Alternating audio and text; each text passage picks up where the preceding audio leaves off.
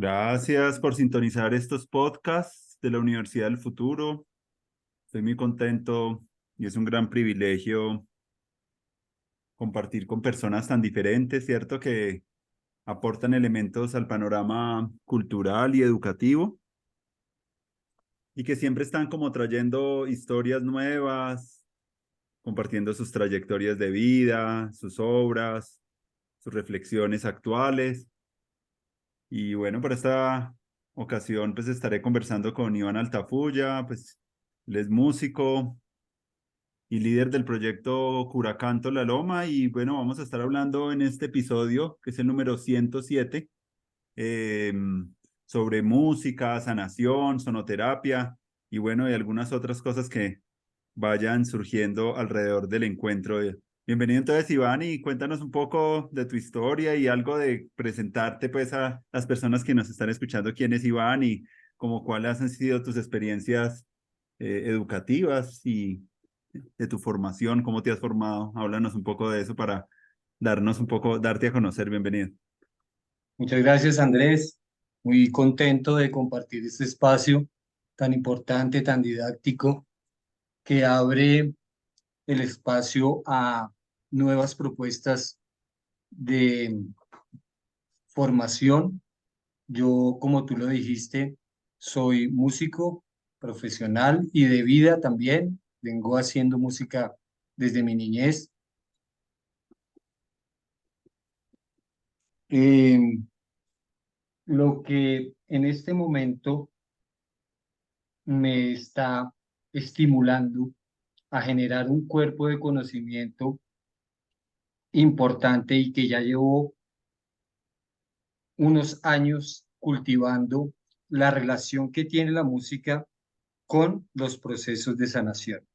De allí me he puesto en la tarea de no solamente cultivar la música que intencionadamente lleva un proceso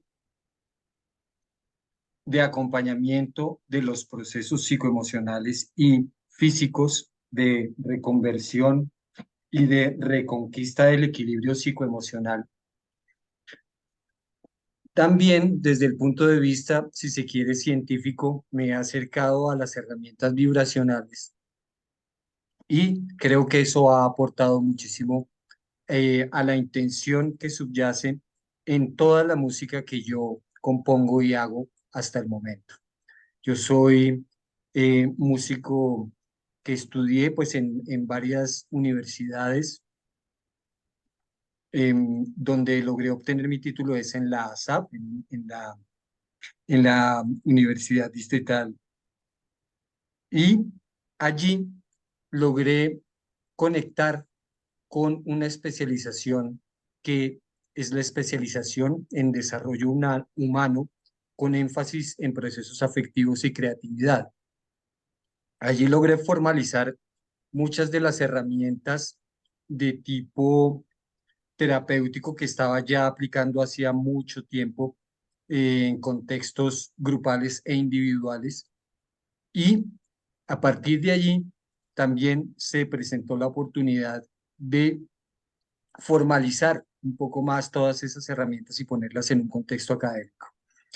Como tú decías, yo pretendo desde una posición un poco innovadora, generar este cuerpo de conocimientos basado en mi experiencia y basado en los apoyos académicos que he tenido, los diplomados que he cursado en Enneagrama, los diplomados que he cursado en constelaciones familiares, que han sido parte de la integración que he hecho de mi proceso personal de sanación, que es uno de los requisitos importantes de la psicoterapia del cuarto camino, que tiene este énfasis.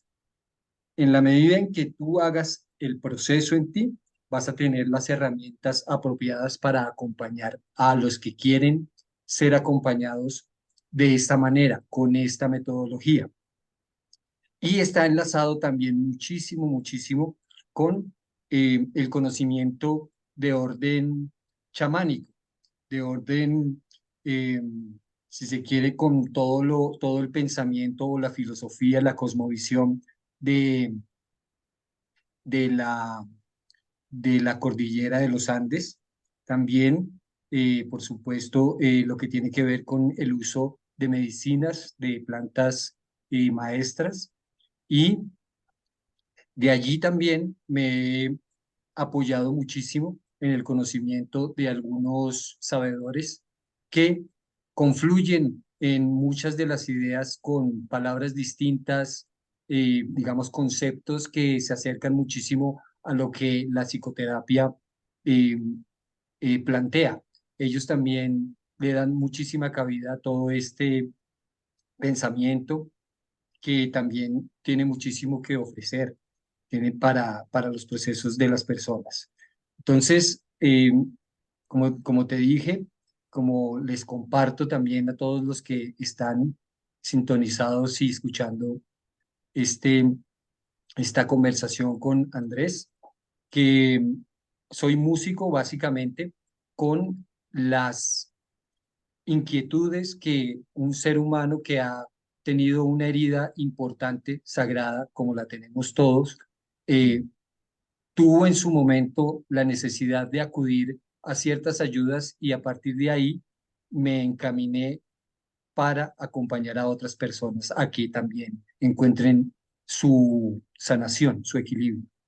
Gracias, Iván. Me gustaría también conocer un poquito del proceso también de la paternidad, que también es un proceso importante en el camino de transformación y es una gran escuela. Si nos pudieras dar unos elementos, porque hablaste como del Iván músico y terapeuta, pero esa parte de paternidad, recuerdo yo hace muchos tiempos que estaba tu hijo pequeño y que pudiste como estar mucho tiempo. ¿Cómo ha sido esa experiencia para ti en tu vida? Como una experiencia de aprendizaje profunda. Y uno de los, digamos, las motivaciones de emprender todo este camino ha sido indudablemente convertirme en papá. Y una de los obstáculos que vi en mi relación, en mi vínculo con mi hijo, fue precisamente que no, voy a hablar del caso específico mío, que yo no había gestionado el hecho de mi relación y mi vínculo con mi padre. Esa gestión y ese orden sistémico que necesité mm, gestionar y transitar hacia una sanación y un equilibrio me permitió ser mejor papá, serlo, porque si uno no ha logrado darle el lugar, nombrarlo, poner un sitio emocional claro a su padre, es decir, aprender a ser hijo, no puede aprender de una manera fluida y orgánica el hecho de ser papá, porque cargaba a mi hijo con elementos de mi inmadurez emocional en ese aspecto. Entonces, él movió emocionalmente una parte muy importante de todo este proceso y a partir de ya la experiencia de serlo, de generar un vínculo y un afecto desde ese orden sistémico tan importante, que es un orden jerárquico, ese orden jerárquico tan claro que nos brinda el hecho de quién llega primero a la tierra. El que llega primero a la tierra es tu padre. Y porque llega primero él, tiene una jerarquía mayor y el reconocimiento de esa autoridad es muy sanador porque lo pone en el lugar donde eh, puede, así haya desencarnado, brindar su fuerza para que tú te vuelvas un mejor padre, un mejor eh, aliado del crecimiento de tu hijo. Entonces, todo ese proceso de paternidad sigue siendo un proceso supremamente profundo, supremamente amoroso, ahora un poco más tranquilo, fluido. La verdad es que ha sido un encuentro con lo sagrado, realmente Mm. con lo, con lo fundamental de la vida, que es precisamente esa historia, ese reconocimiento que hice yo de mi historia, que por no querer a veces tocar ciertos dolores, mm, a- eh, evadimos el hecho de hacer un proceso para poder encontrarle un lugar ordenado. Sí. Sus experiencias son muy significativas y es muy importante iniciar por esto porque normalmente hablamos como de del camino de la escolarización, pero es muy chévere poder ver todo lo que está por fuera de la escuela que nos nutre, nos alimenta como referentes. En ese sentido me gustaría también conocer de ti un poco de eso de como de la banda sonora de tu vida. ¿Cuáles serían las canciones que sienten que han definido pues tu historia? Antigua o reciente y que marcan un poco también lo que tú eres actualmente, esa banda sonora. Incluso ahorita podremos hablar también de la banda sonora que hicieron para una banda de un documental que por ahí estuve viendo, pero me gustaría primero ver como esa banda sonora en la que uno nace y que lo influye para la música que uno puede después ya, porque uno para hablar uno tiene que haber escuchado pues muchas historias, igual pasa con la música, entonces es chévere poder también hablar de esa banda sonora. Claro, digamos que la música fue una forma inicial de gestión de toda esa emocionalidad. Entonces, la expresión que conlleva el hecho de tañer una guitarra, en mi caso, el hecho de cantar, en su momento se convirtió en una herramienta bastante explícita de los dolores que yo estaba atravesando y que sin tener mucha idea, desde un lugar un poco empírico y, si se quiere, salvaje, tuve oportunidad de cultivar con primero músicas que tenían una carga eh, energética, estética y emotiva muy fuerte. Entonces, eh, cultivaba desde muy temprana edad todo lo que tiene que ver con el folclore, con, digamos, las músicas tradicionales. Y por otro lado, eh, también me incliné hacia la música bastante ruidosa, en el sentido que formamos una banda con otros amigos que tenían un cuadro familiar bastante similar, que después con el tiempo fui comprendiendo que eh, ahí en los procesos de nosotros como humanos, hay, hay confluencias que tienen que ver también con lo doloroso. Y allí, en grupo, en la medida en que podemos gestionar en grupo, van gestándose manifestaciones que están acorde con esos dolores. Entonces, hubo una época en donde me sumergí en el punk y en el hardcore, y también me dio muchísimo muchísima,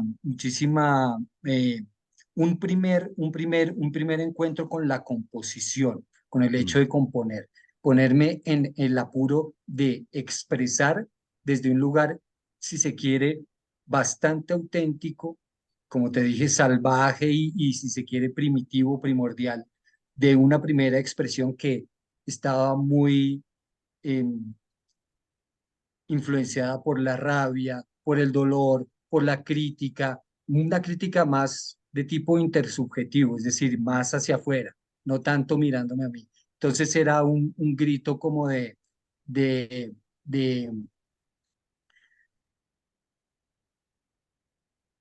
de expresar inconformidades que tenían, tenían también eco en otras personas que estábamos atravesando sucesos y que eran muy evidentes, ¿no? O sea, digamos que en el punk la temática primordial es social, entonces es traer manifestaciones que tienen que ver con la no aceptación de la autoridad, la crítica permanente de los estados económicos, de un estilo de vida que visto desde un punto bastante pesimista del futuro, entonces cobra tiene una energía y una intención bastante, si se quiere, negativa. Todo eso digamos que sirvió para poder sacar, sacar y expresar toda esa rabia en su momento. Eso fue, digamos, también un entrenamiento en cómo tocar en grupo también, el ensamble, el juntar las energías de varios músicos para poder generar un resultado. Entonces eso me dio también mucha escuela de ensamble, de cómo tener una idea que pueda resonar con los otros músicos y materializarla a través de una composición. Entonces, si me acuerdo de ese periodo, eh, las bandas españolas fueron muy importantes. Hay una banda que para mí es una de las mejores bandas que se llama GRB. Y esta banda pues tiene una propuesta supremamente interesante en el aspecto musical y en el aspecto de las letras. Tiene unas letras muy bien concebidas, unas historias eh, las cuales se nota el esfuerzo que se pone ahí en generar una, una pintura, un paisaje amplio de lo que están ellos planteando, que aparentemente pues es algo muy sencillo, pero sí realmente logran conectar a nivel estético logran conectar con una profundidad que en su momento para mí fue importante. Claro, no es Mm, una banda conocida, pues tiene todo digamos, el sello del underground, ¿no? De lo subterráneo, entonces pues no creo que muchas personas conozcan esta banda. Eso en primera medida. Por otro lado, cultivando las músicas tradicionales, entonces estuve acercándome a músicas andinas, como, digamos, Chimisapagua. Me acuerdo que en la época en donde yo empecé a tocar, tuve un maestro que hacía parte de este grupo tan importante bogotano y que también me gustaba mucho. Entonces, cultivando también esas sonoridades de tipo pentatónico, de armonías sencillas, de cómo la confluencia de las músicas de lo que pudo haber sido, digamos, las sonoridades de las músicas indígenas con instrumentos venidos o hijos de la guitarra, digamos como el charango, como el tiple, como el cuatro, lograron esa confluencia de esos dos estilos y hay un resultado sonoro que en mi concepto pues es muy valioso. Inti Illimani también por ahí. mm, eh, y a partir de ahí empecé a explorar y empecé a tener muchísima influencia también de la música latinoamericana. Es decir, hablo sobre todo de Pablo Milanés, que falleció este año, y yo estuve muy influenciado, digamos, por el tipo de música que él dejó, que es de, si uno explora lo que él hizo, tiene una cantidad de géneros que abarca ahí en su trabajo. Y entonces el intentar emular la forma como ellos interpretaban me exigió a mí también ponerme a estudiar juiciosamente la música. Eso en cuanto a ese periodo. Posterior a ello, digamos que me intereso por la música académica, estudio guitarra clásica, me intereso también por las músicas un poco más mm, mm, específicas que tienen que ver con lo minimalista. Entonces también Jackie Candru, mm, eh, un grupo supremamente importante en la investigación, que no tanto emula o imita, sino crea a partir del conocimiento de las músicas indígenas. Entonces eso me marcó a mí bastante. Digamos que no, no estuve tan interesado en el hecho de la imitación, más sí de la innovación a partir de elementos que constituyen músicas primordiales. Eso me marcó bastante en un periodo posterior. Y ya en la academia, lo que hice fue tratar de conciliar esas vertientes que me movían emocionalmente, que era el hecho de conseguir una experticia en el instrumento que escogí, que era la guitarra.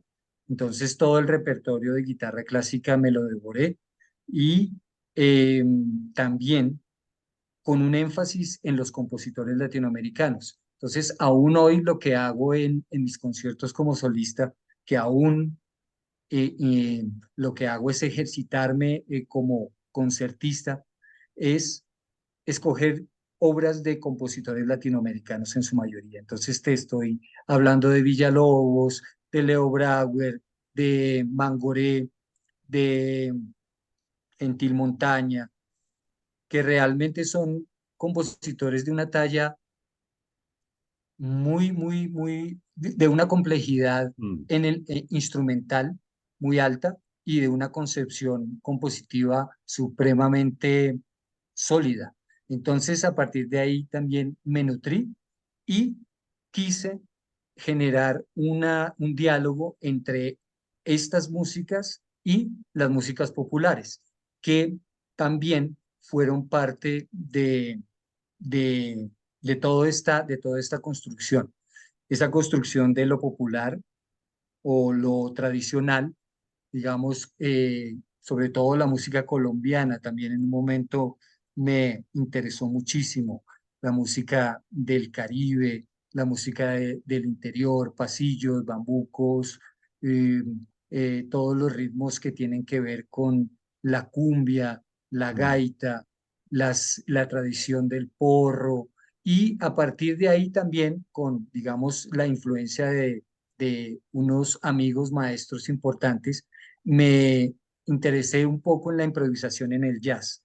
Entonces ahí también, digamos que un encuentro bastante importante fue todo lo que tiene que ver con el Latin Jazz, que digamos uno de sus exponentes importantes eh, es toda la discografía o todo el trabajo de Chick Corea, todo el trabajo que hizo Irakere, todo el trabajo que hizo también Héctor Martiñón, todo el trabajo que hizo, bueno, y allí se rompió un poco la resistencia que tenía al jazz, al jazz como género. Y me llegó en un momento muy clave un disco de Miles Davis que se llama el Miles Smiles, que ellos allí en ese disco plantean una evolución de lo que era el bebop hacia una vertiente que ellos llamaron hard bop. Eso me conmovió bastante por el nivel no solamente compositivo, sino la obvia obvia experticia que estos músicos tienen en el momento de la improvisación y el manejo de las formas. Entonces eso me puso también en aprietos en el sentido que tuve que estudiar y para poder entender qué era lo que estaba pasando a nivel musical. Digamos que eso es como un sustrato, básicamente, de lo que ha conformado mi historia musical y sigue siendo, digamos, mm, un continuo encuentro, una continua reelaboración y reestructuración de la música que yo hago. Está muy influenciada por ujú. esto que acabo de compartir. Interesante, Iván. Varias cosas, sí, y todas esas influencias, eh, especialmente de Jackie Candro, hace poco, unos estudiantes del papá de María José, pues eran de Jackie Candro y nos dimos cuenta de Tuto y eso fue como muy significativo ver como las conexiones de las redes que son a veces imperceptibles, pero están ahí y van arrojando un poquito como de nutrición para lo que es la vida de nosotros. Incluso muchas de las cosas que nosotros vivimos como derechos se deben a mucha gente que ha trabajado por que se logren ciertas cosas en la vida nuestra. Y es muy bonito ver todas esas redes y eso es lo que también consiste en la Universidad del Futuro que estamos construyendo, es como empezar a ser más conscientes de esos micelios, de esas redes formativas que nos nutren y cómo estrechar esfuerzos para que la colaboración entre las personas diversas pueda darse en este momento, pues, que lo necesita tanto, pues lo necesitamos todos. Entonces, muy chévere. Esos recuentos es por ver todas esas estructuras eh, de apoyo, de nutrición, de afecto que van conformando nuestra vida y me parece muy chévere. Ahí tú habías hablado de algo que me llama mucho eso, de la relación entre la música y la sanación, que me gustaría que entráramos a hablar un poco de eso, porque a veces la música se asocia mucho con el amor, con la conexión profunda, pero muchas veces la música también habla de la pérdida, del sufrimiento, del desamor, la soledad, la traición, la tragedia, ¿cierto? Como mucha de la música que escuchaban mucho mis abuelas tenía mucho ese contexto así como muy dramático. Entonces, ¿cómo se reconcilia esa capacidad sanadora que tiene la música con la paradoja que a veces las canciones más conmovedoras surgen de las tragedias más desgarradoras de las personas? Es como una paradoja que me gustaría que habláramos. A veces uno también por elección, uno quiere escuchar a veces música que es como triste también, como que lo toca a uno, entonces hay una cosa muy paradójica en eso, entre esa capacidad de sanación y esas cosas que surgen en las personas, que muchas de las obras se dan en unos contextos de vidas que no son a veces como tan armónicas. ¿Cómo podríamos hablar de eso un poco? Sí, indudablemente la música, por su carácter y por que la materia prima de la música es el sonido, la vibración. Entonces, tiene la gran fortuna en el aspecto sanador de entrar sin filtro, entra sin filtro. Y a veces hay música que toca ciertas fibras emocionales que pueden llevar a la catarsis. Entonces, en esos momentos donde la persona está atravesando, digamos, circunstancias que puedan ser difíciles de gestionar a nivel emocional, hay una canción que exprese, o puede ser que no sea una canción, puede ser que sea simplemente un sonido y que abstractamente, como tiene la facultad la música instrumental, por su carácter subjetivo, puede tocar fibras que estén en esa misma frecuencia, en esa misma resonancia de la tristeza, de el llanto, de la rabia, del dolor.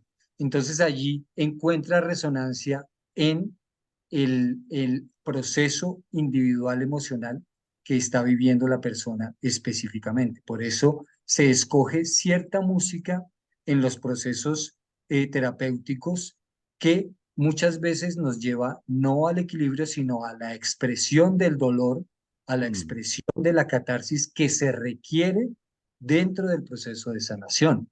Porque el proceso de sanación eh, necesita, requiere que desenterremos, que miremos sin evadir el dolor que ese proceso emocional eh, al cual se llega de forma voluntaria requiere que atendamos esos lugares emocionales dolorosos. Entonces, a veces esa música que tiene ese carácter lánguido, melancólico, que para cada persona es desde un lugar según su información auditiva, pues eh, es diversa para cada oyente.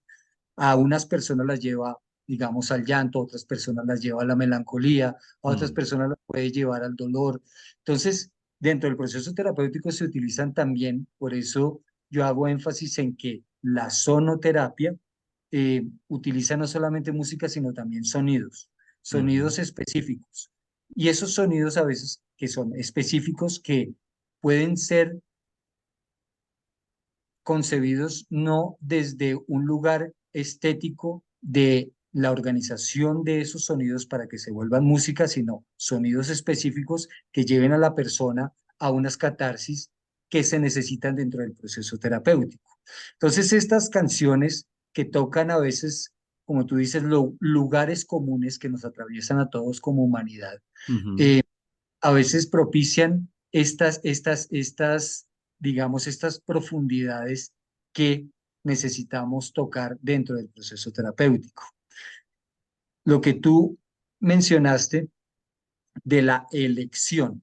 Entonces, la elección, elegir, eh, generar más caos a partir de esos movimientos emocionales, si se quiere, dolorosos y negativos para nosotros como personas, eh, también tiene que tener un fin, porque no podemos eh,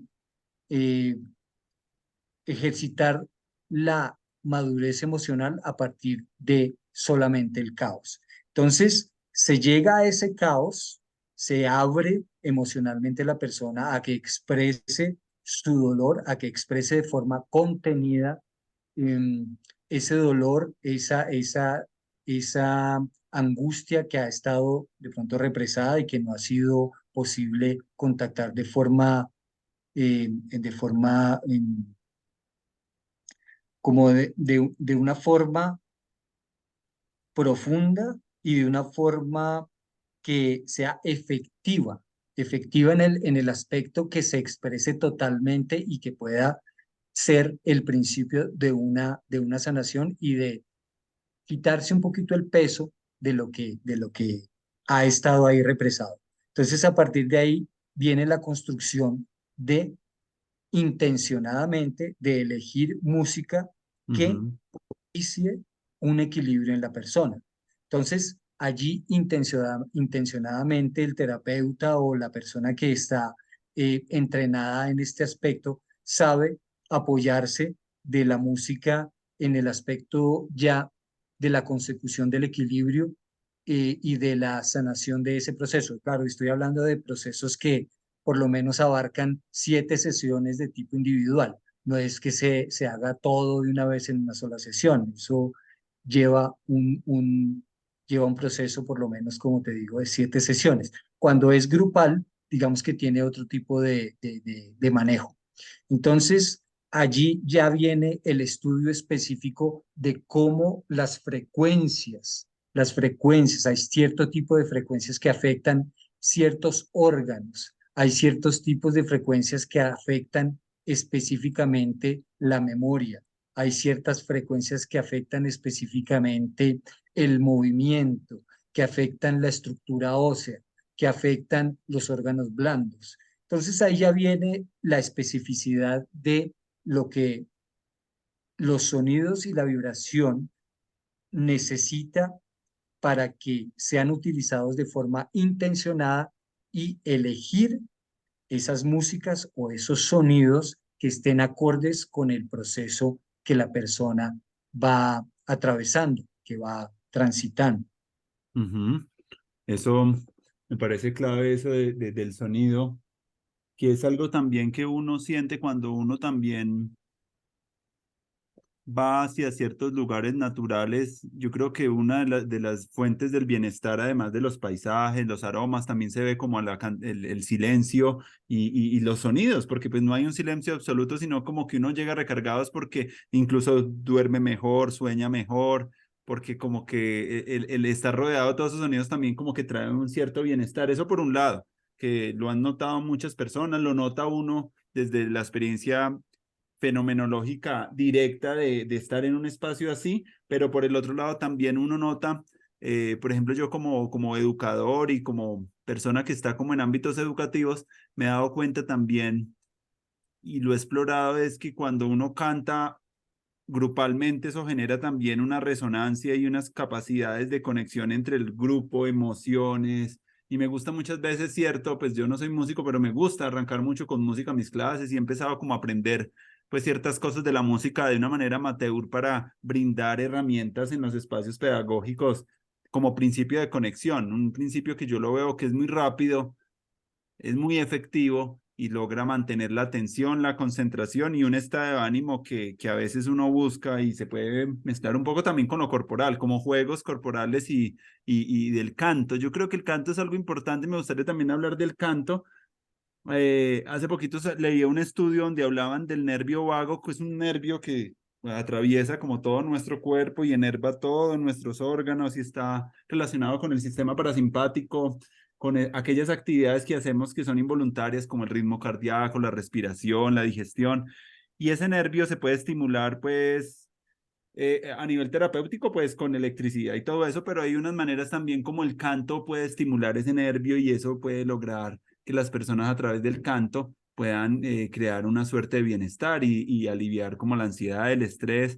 Entonces, pero hay una cosa que, y me lo decía una profesora también, Carmen Sabotero, que ella arrancó mucho su espacio de niños porque notó que las mujeres, madres, que estaban acompañando los procesos de gestación y de acompañamiento de primera infancia, les daba pena cantar porque eran desafinados, porque no cantaban y ella funda su proceso educativo tratando de cómo así que no le cantamos a los niños, sabiendo que es como la conexión pues más directa en la educación inicial. Entonces hablemos un poquito de eso del canto, Ivancho, de cómo podríamos también que las personas que escuchen esto puedan también enamorarse también, independientemente si su voz es bonita, fea, como cómo crear esa confianza también para que resultemos cantando más en nuestra vida cotidiana, porque si sabemos que eso trae bienestar, trae felicidad, trae apertura de muchas cosas, pues me gustaría que en tu experiencia, ¿cómo ves esa relación entre canto, bienestar, salud mental y esto que incluso ahorita mucho,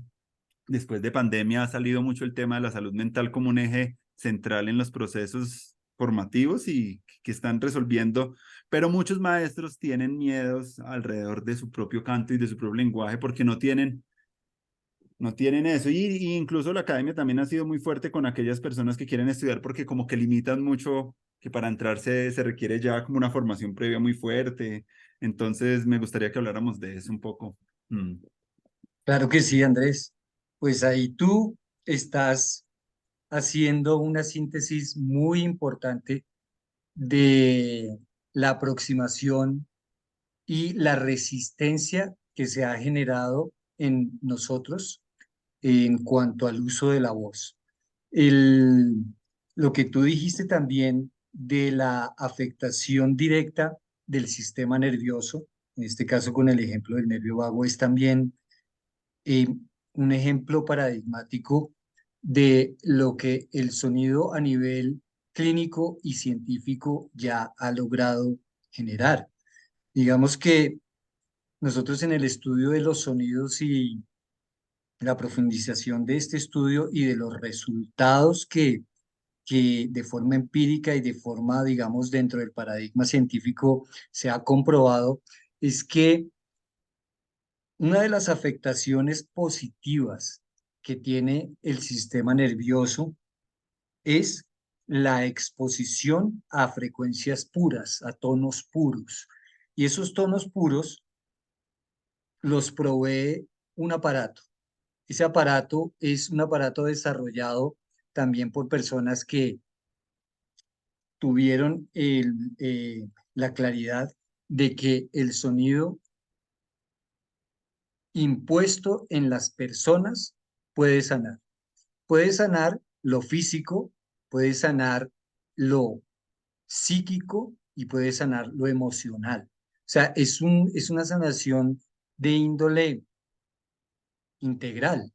Entonces, esa es la gran bondad que la música nos trae de forma, digamos, un poco implícita, ya puesta al servicio para poder realmente operar a nivel psíquico y físico, necesita, digamos, de ciertas herramientas que tienen que ver con lo tecnológico. eh, digamos, los cantos que también utilizan los taitas, los cantos que utilizan los taitas en sus ceremonias, Mm. los cantos que utilizan eh, los sabedores en los círculos de palabra. Mm. Esos cantos tienen una frecuencia que no es al azar. Yo he estado digamos, en círculos donde la misma persona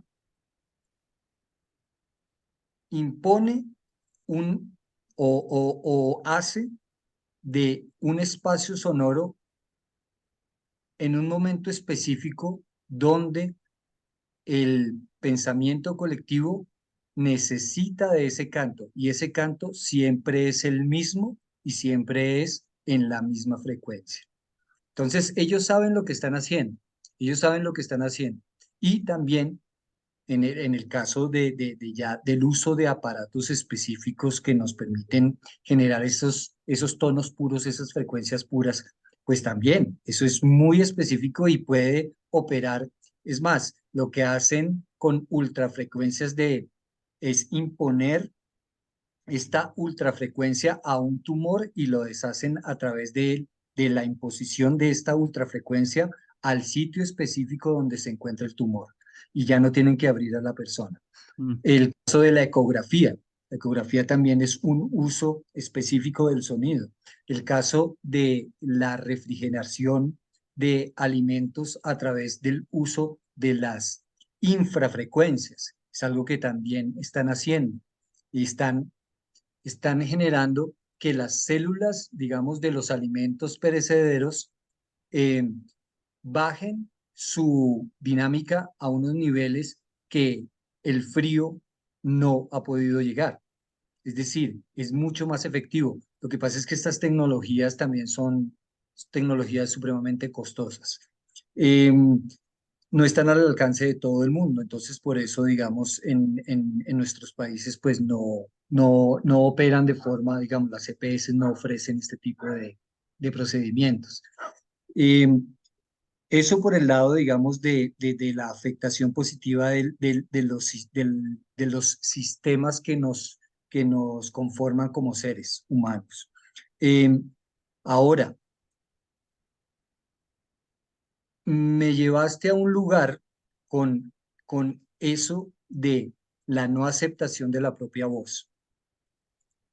En mi experiencia, la verdad, para mí en este momento no hay nadie que tenga la capacidad de emitir a través de su aparato fonador, que tenga una calidad inferior a otra persona. O sea, realmente eso es un constructo de, digamos, de un poco desde el prejuicio de tener unos referentes muy altos también, porque alguien que empieza a cantar desde muy niño, pues va a tener una facilidad por el conocimiento que tiene de su aparato fonador y va a tener una cercanía del pensamiento, del oído y de lo que va a emitir,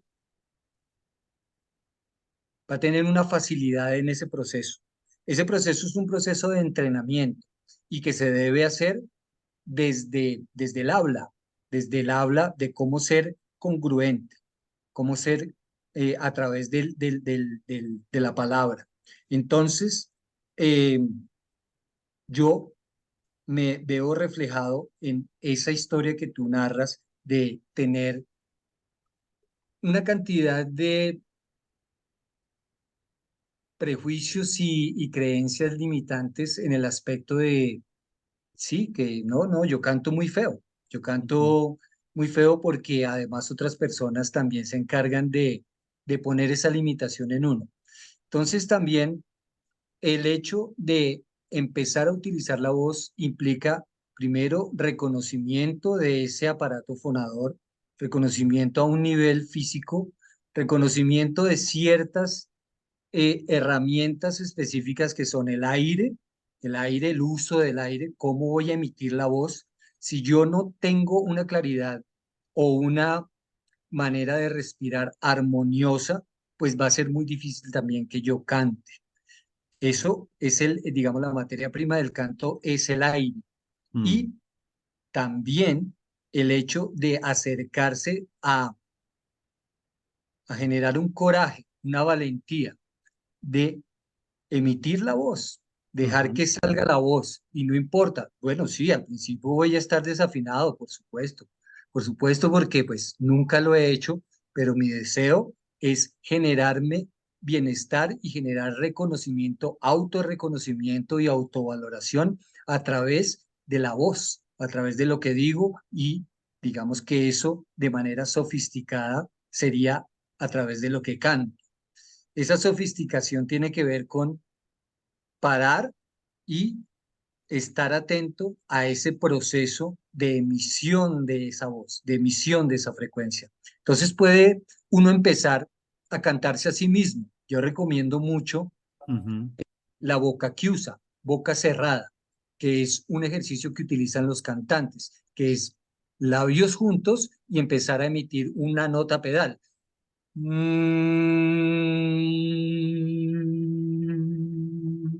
Ahí uno se va dando cuenta cuál es su rango, cuál es su tesitura, cuál es la nota más grave que puedo cantar, cuál es la nota más aguda que puedo cantar, qué resonadores están activos, qué resonadores no están activos, cómo puedo colocar mi voz de manera mejor. Entonces yo llegué a todo este proceso por la necesidad de expresar, por la necesidad de que el proceso terapéutico me llevó allí, a una necesidad del canto.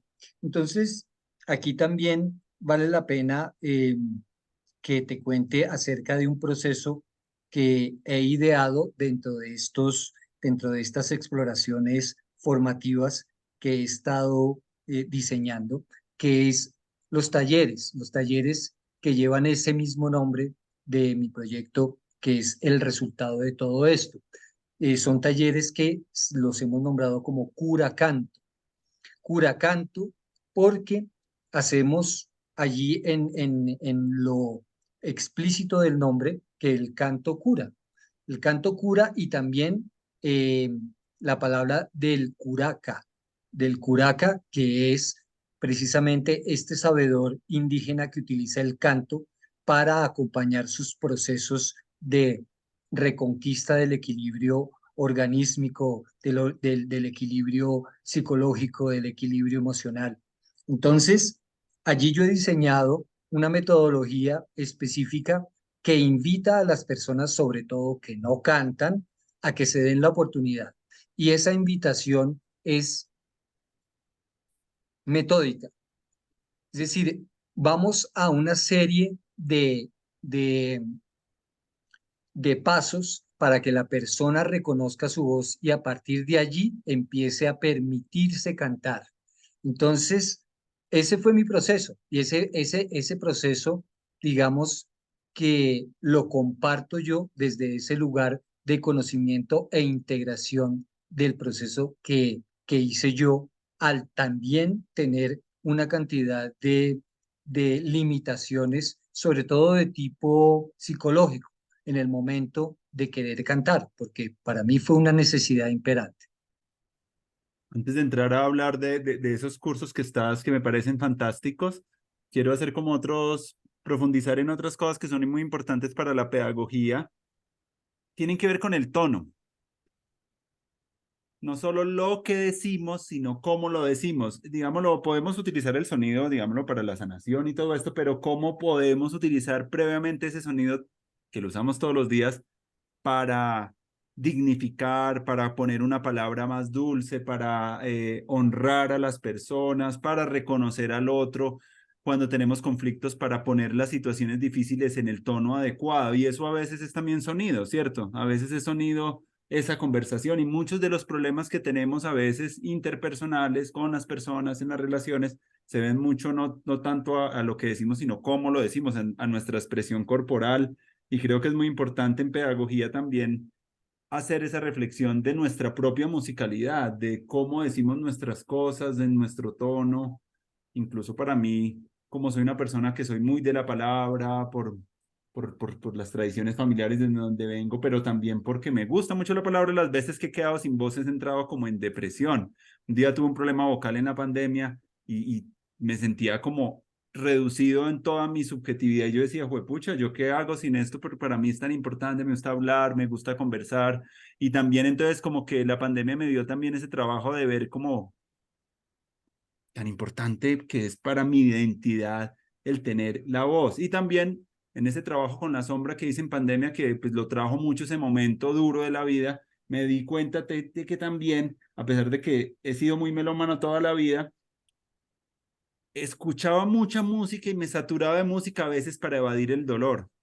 Como que escuche y escuche y escuche es una manera como de embriagarse de sonoridad, también como una manera de escapar un poco de cosas que la vida me estaba llamando a atender y a enfrentar ciertas circunstancias, pues a mí me gustaba mucho la exploración musical y escucho música del mundo y he sido muy apasionado de la música, pero me di cuenta de ese detallito ya en pandemia de que había momentos donde me entraba de una manera muy eh, inconsciente para evadir algo. Entonces, como que quería solo poner esos temas porque tienen que ver también con el sonido y tienen que ver con algo que en el maestro y en las personas que facilitan procesos de aprendizaje está como muy presente y es como eso. Y me gustaría que habláramos de eso, porque eso también sería como algo también preventivo que podríamos nosotros practicar más conscientemente para evitar también pues retraumatizaciones, dolores. ¿Cuántas personas tienen problemas hoy en día que se ven mucho a la vergüenza? Incluso mucho en círculos de hombres que yo he estado haciendo también aparece mucho la vergüenza. Y esa vergüenza es la que no nos deja cantar, la que no nos deja expresar, la que nos deja, la que nos contrae. Y es muy tenaz que esa vergüenza es lo que también hace que muchas personas hagan acosos sexuales, ¿cierto? La vergüenza es una cosa muy tenaz que yo creo que habría la pena mucho que trabajar y que se da mucho a veces ese avergonzamiento en los sistemas familiares donde enjuiciamos mucho al otro, categorizamos o creamos a través de la palabra como una vulneración de la dignidad de esa persona. Entonces, como que cuánto también podríamos hacer también para evitar esos procesos también traumáticos para no llegar allá siendo más conscientes de nuestra propia voz.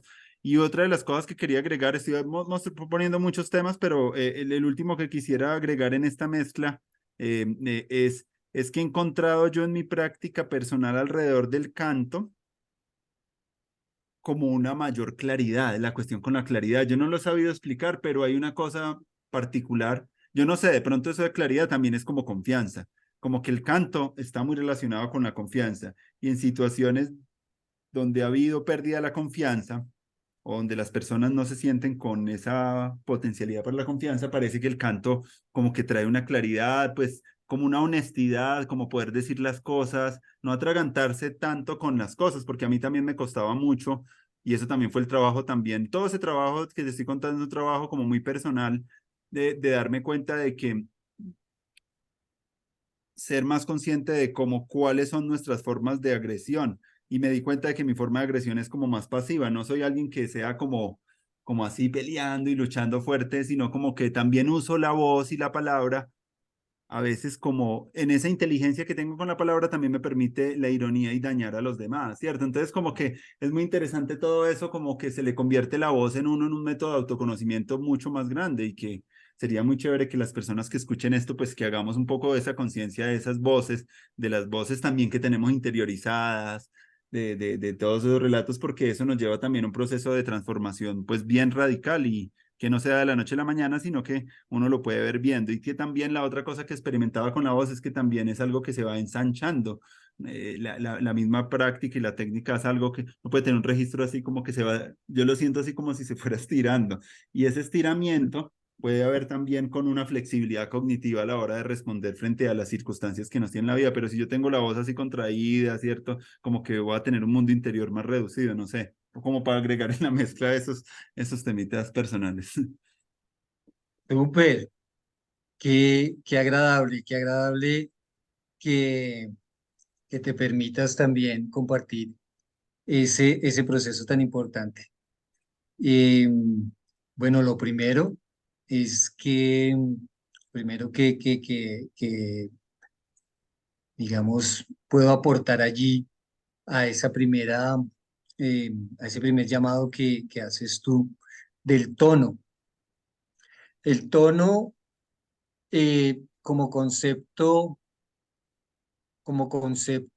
musical tiene mucho que aportar allí, porque el tono es la altura de, en el caso de la voz, si yo hablo grave, de forma grave, o si hablo de forma aguda, eso tiene una implicación en la melodía, porque la melodía proviene del habla. La melodía primordial de las músicas proviene del habla. Eso hay que tenerlo claro. Entonces, el tono que yo emito cuando, em, estoy manifestando una discrepancia o un desacuerdo. Es diferente al tono que uso cuando asiento, cuando estoy de acuerdo con algo. Entonces, ese tono intencionadamente lo puedo yo poner eligiendo, eligiendo armonizar la situación o eligiendo generar más caos. De nuevo vuelvo allí a ese lugar. Es una elección consciente y esa elección consciente se hace desde o se ve manifiesta en la emisión de la voz, en la emisión de mis ideas, en la transformación o en el recorrido, en el recorrido eh, a la velocidad de la luz que tiene el pensamiento al emitirlo como una idea, cómo lo expreso. Entonces, ese tono se puede ejercitar, tú lo puedes entrenar. Otra cosa, cuando hablas de la afonía, es decir, cuando nos quedamos sin voz, allí también digamos que existen herramientas específicas que ya la fisiología del aparato fonador nos invita a tener en cuenta para no hacernos daño. La pedagogía, digamos, en los contextos educativos donde uno tiene que utilizar la voz en espacios a veces que requieres tú que te escuche la última persona que está allá en el salón, necesitas tú cierta técnica para poder también que tu voz llegue allá y que no te hagas daño. Entonces existe algo específico que es la respiración diafragmática. La respiración diafragmática te va a dar a ti la potencia que necesitas sin necesidad de dañar tu aparato fonador. Entonces son cosas que hay que entender desde lo fisiológico y que van a ser mucho más amables y más, vas a poder emitir tu voz desde un lugar mucho más fluido y relajado. Mm. Eso es bastante importante que Y eso lo los... conocen muy poco los maestros. Sí, Casi no se habla mucho de eso y sí hay muchos problemas de pólipos vocales por el mal uso y el manejo de la voz en el gremio del maestro, de la locución y de las personas que están muy por no manejar con técnica y como con cierta, pues, detalle esa situación. claro, claro. Y realmente no es difícil. Mm, La respiración diafragmática es algo que se nos va olvidando. Se nos va olvidando. Los bebés y hasta cierto momento los niños respiran de esa manera. Utilizan la respiración diafragmática. Eso se va olvidando, digamos, por una respiración más alta, donde, digamos, la parte alta de los pulmones es la que se encarga, digamos, de sostener el aire para poder emitir la voz. Eh, eso por eso digamos que sería un insumo súper importante que mm, podría implementarse de manera mm, muy efectiva dentro y de hecho es uno de los primeros, de las primeras herramientas que yo imparto en los talleres. Lo otro que tú manifestaste es algo que tiene que ver ya con aquello que está más ligado a una expresión ampliada que tiene que ver con la sofisticación del pensamiento y la conexión que ese pensamiento y ese sentir puede aportar al que está escuchando. En el caso de la pedagogía, si tú tienes un pensamiento sofisticado, pero no tienes la herramienta vibracional adecuada para poder emitirlo, entonces sale de cualquier manera y, ay, eso no fue lo que quise decir o lo dije de cierta forma. Eso también se entrena y es un entrenamiento de lo que tiene que ver con la atención múltiple, que es algo que los músicos conocemos muy bien. La atención múltiple tiene que ser ejercitada por los músicos porque nosotros tenemos que hacer varias cosas al tiempo. Yo tengo ujú, que estar pensando digamos, específicamente en el acorde que viene, hacia qué acorde voy, este dedo se va a mover acá, este dedo se va a mover acá, y también tengo que pensar en la letra y Mm, tengo que pensar en el tono para poder emitir congruentemente, armónicamente lo que estoy haciendo. Entonces, esa atención múltiple se ejercita. ¿Y se ejercita de qué forma? Se ejercita con ejercicios específicos de coordinación, de disociación, lo que yo llamo disociación positiva, que no tiene que ver nada con la disociación psicológica. Entonces, ese tipo de disociación que tiene que ver más con la coordinación se va ejercitando y se va ampliando la capacidad que tú vas teniendo de expresar conceptos amplios en, si se quiere, pocos, expresar más y comunicar menos. Por eso a veces en la música hay cantantes que transmiten mucho más que otros, porque el subtexto de esa formación artística que han tenido está, está impreso de una cantidad de información que en el momento de esa emisión sonora está cargada de toda esa información. Entonces, en la medida en que tú ejercites esa congruencia, esa múltiple atención, esa capacidad de atender varias cosas en el momento presente. Es algo que opera en la medida en que tú puedas tener varios aspectos cubiertos para que esa intención sonora, esa intención de la emisión de la voz, de la emisión de la idea, de ese concepto vasto y amplio, eh, pueda operar en la persona que está siendo o las personas que están siendo invitadas o convocadas a que les llegue esa información. Porque es información y esa mm, información precisamente eh, es, está informada de las formas que tú hayas, eh, con las cuales tú hayas estructurado esa emisión sonora. Entonces, la emisión sonora es desde las ideas que quieras expresar y también la sofisticación de ello, que es el canto. Y en esa medida, por supuesto, el entendimiento desde lo fisiológico de tu aparato fonador te va a permitir un mayor rango. Entonces se amplía tu capacidad en la medida en que tú puedes llegar a notas más graves y llegar a notas más agudas, que puedes hacer saltos eh, también interválicos, es decir, pasar de un tono a otro de manera más fluida mm, que alguien que pues no ha ejercitado este aspecto.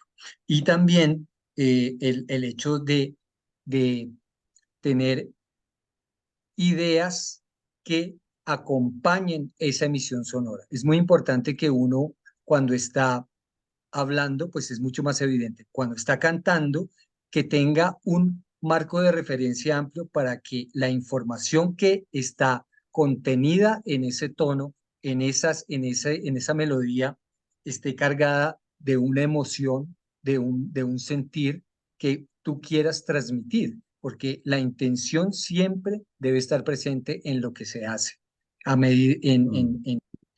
en el orden de la voz y en el orden de las acciones. Hay algo Sobre que me todo, gusta mucho, Iván, de lo que estás diciendo de la atención múltiple como una cualidad de los músicos y que debería ser entrenada muchas más personas en un tiempo. Hace poco salió un libro que se llama El valor de la atención y hablan de cómo se está secuestrando la atención de las personas por tantos dispositivos tecnológicos y también pues toda esta cuestión sobre todo las tecnologías. Y una de las cosas que se ven más afectadas en el aprendizaje pues es cuando alguien no tiene la atención pues presente, le va a costar más atender, escuchar, comprender profundamente las cosas y es una cualidad que me parece maravillosa que se pueda entrenar más y están en la música. Y otra cosa que, además de esa atención, que es muy difícil, por ejemplo, cuando en el jazz o alguien está improvisando, pues está escuchando a todos los demás de una manera muy presente. Eso me parece también una cosa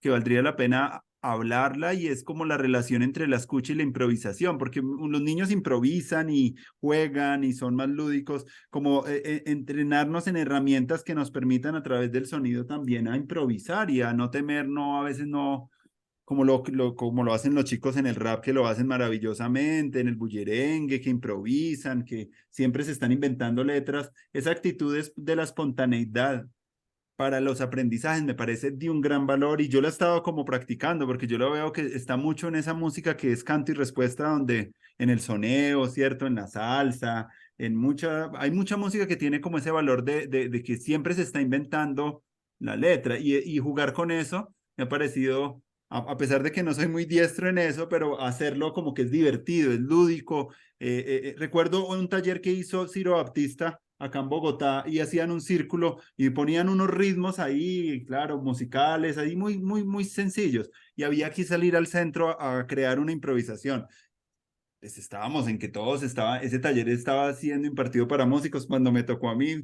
Fue muy chévere la sensación de equivocarme pero fue tan chévere el haberlo hecho y me generó como unas ganas más de seguir aprendiendo y como que, no sé, como que rompe unos ciertos límites mentales en uno, de miedos, al hacer ese tipo de improvisaciones y a tener un contexto donde sabes que no se van a burlar de ti, de pronto sí se pueden reír, de pronto no le diste bien pero te atreviste a hacerlo y ese valor es muy importante. Me gustaría como para hablar un poquito de la improvisación, ya que hablamos ahorita del jazz y esto, eso creo que sería muy maravilloso en pedagogía, espacios donde no, porque ya lo otro lo están haciendo muy bien las inteligencias artificiales, como de Ujú. cosas muy que tú sientes donde todo es muy estructurado, pero como que hay una cosa en el hecho que tiene humor, picardía, esa destreza de la improvisación, me parece algo fantástico. Yo lo hago mucho con el dibujo, porque es como mi medio y me gusta mucho la improvisación y es como un principio también de la meditación también, porque no es algo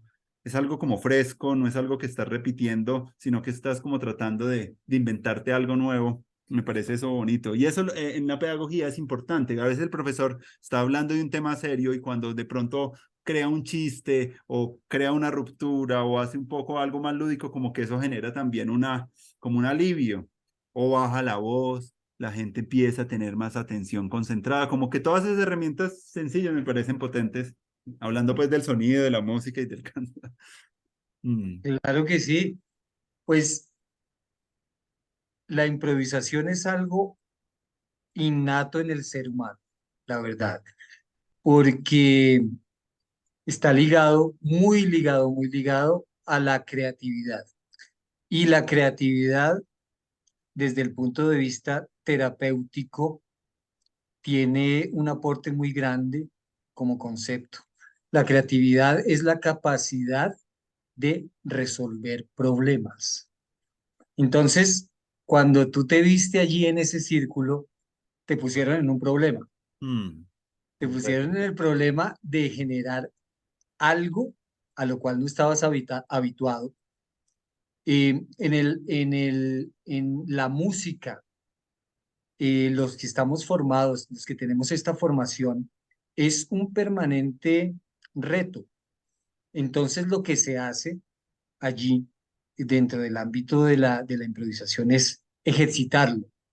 Ejercitarlo, ¿en qué sentido? En la medida en que tú tengas más recursos de tipo idiomático, ujú, tu improvisación va a ser mucho más coherente, porque las improvisaciones más de un valor artístico alto son las improvisaciones que son composiciones instantáneas, que se pueden sustraer y se pueden estudiar como una composición. Entonces, esto es algo que también se ejercita. Ahora, hay niveles de improvisación, ¿no? Hay niveles de improvisación en el aspecto en que lo que estamos haciendo tú y yo en este momento tiene mucho de improvisación. Es una mm, conversación donde estamos hilando ideas y estas ideas están arraigadas digamos, a todo el cuerpo de conocimientos, de historia, de experiencias que tenemos como individuos. En la música es lo mismo. En la música tú debes generar un cuerpo de conocimiento para que la improvisación que en este momento específico, en ese momento específico que se requiera, tenga una coherencia, sea congruente y estéticamente opere a los niveles musicales que se necesitan. Digamos, estilísticamente, si tú vas a improvisar en el jazz, por lo menos debes saber los cambios armónicos que se van a dar durante esa improvisación, si es que los hay, porque si no los hay, igual también hay unas escalas específicas que debes tú ya tener claras em, eh, para poder hacer una improvisación que tenga un valor artístico. Ahora, em, a veces esos parámetros también son restrictivos. ¿En qué sentido? En que también el hecho de saberlos y tenerlos como insumo te da a ti la libertad de no usarlos y de generar un lenguaje que esté innovando y que sea arriesgado. Entonces, ahí también lo que tú decías, digamos, de las personas de los que hacen hip hop y rap, Ujú, el aspecto rítmico.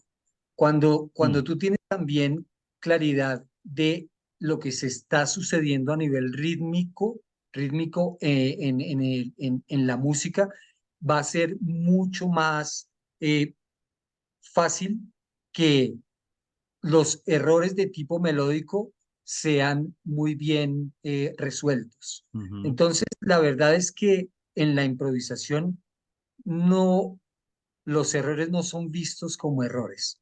Y también podríamos decir lo mismo de la creatividad en, en función de la resolución de problemas. En la medida en que tú te abocas a un obstáculo en la vida y ese obstáculo no lo puedes volver un aliado, sino que se vuelve de pronto un obstáculo mayor o definitivamente no va a ser un obstáculo. Ese proceso de aprendizaje en el cual te abocaste a resolver ese problema es positivo en la medida en que sustraes sabiduría del proceso. Así el obstáculo no haya sido resuelto o pasado de una manera satisfactoria.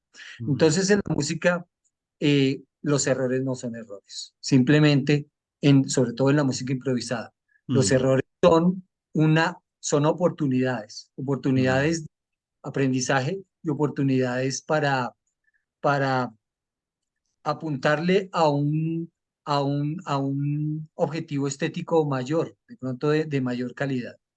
Ve, te iba a preguntar algo ya para finalizar también, de uno de los grandes improvisadores que conocí, guitarrista como Teto Campo, que murió pues hace poco, para mí fue como una de las personas, él hablaba de la emancipación armónica y hablaba de cómo desde cosas muy sencillas, y yo lo veía con los proyectos de Hombre de Barro y de Mucho Indio, como de melodías que él exploraba desde la sencillez, iba generando como ese contrapunto y esa psicodelia en su trabajo, y me parece maravilloso. No sé para ti como guitarrista de pronto qué palabras puedes ahí decir frente a este hombre que para mí fue como uno de los grandes guitarristas que tenía acá el país. Pronto en tu experiencia como ser humano Por también, o sea, supuesto, me gustaría también preguntar. claro, el maestro Teto Ocampo. Y pienso, siento y viendo el proceso que él tuvo, no solamente de tipo artístico, sino personal, y creo que su música llegó a esos niveles de entendimiento y de síntesis Mm, por toda esta información que él ya traía. O sea, el hecho de haber transitado por todas estas músicas complejas también mm, lo informó a él para asumir estas músicas que tenían otro tipo de complejidad, que era una complejidad más del sentir, de la profundidad del, digamos, del arraigo de estas músicas tradicionales que tienen mucho de trance, tienen mucho de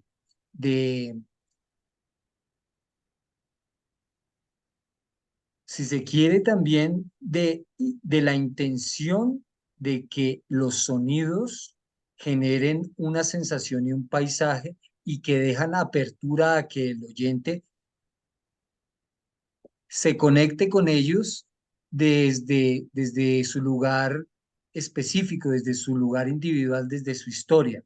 Claro, con digamos, el sello, digamos, de toda esta tradición de las músicas amerindias.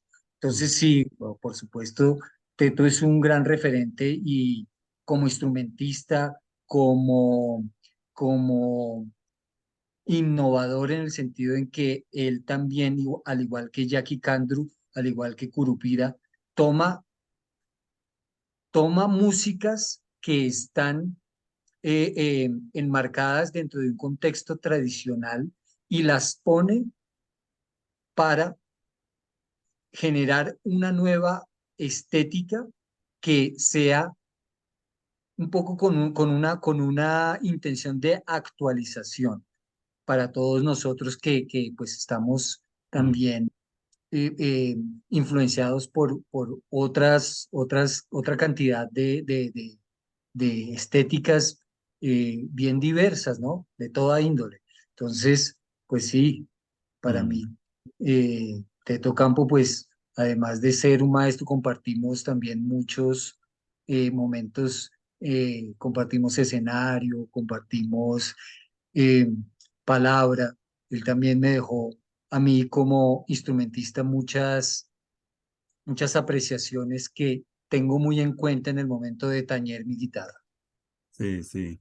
Yo recuerdo también de él muchas cosas, además de sus habilidades técnicas, el ser humano que era y como que un método también como didáctico para componer música de una manera azarosa, buscando unos acordes, unas letras, como que, como una brújula que tenía ahí, que él me la mostró una vez y era como algo muy chévere porque era como un dispositivo para hacer música, ¿cierto? Y que lo tenía ahí como herramienta y le metía un poco los elementos, los materiales, como que como más una brújula holística para la composición.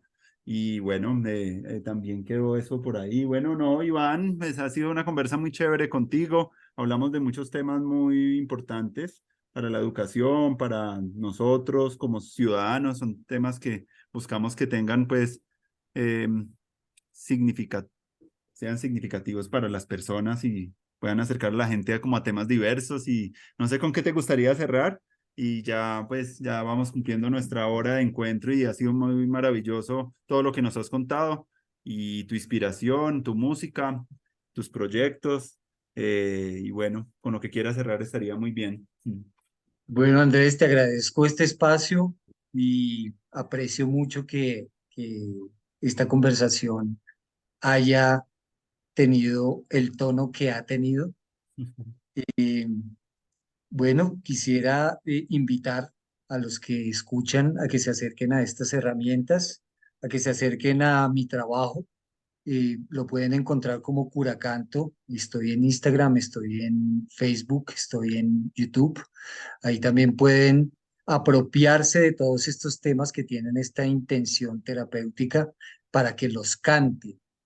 Mi intención con esto es invitar a las personas que no cantan a que canten y a los que cantan que se los apropien y que los hagan suyos y los utilicen en contextos eh, donde vean propicio el hecho de generar un poco más de armonía, un poco más de equilibrio en las personas que quieren que su proceso a través de la música sea más amable, a través de los sonidos sea un poco más armónico.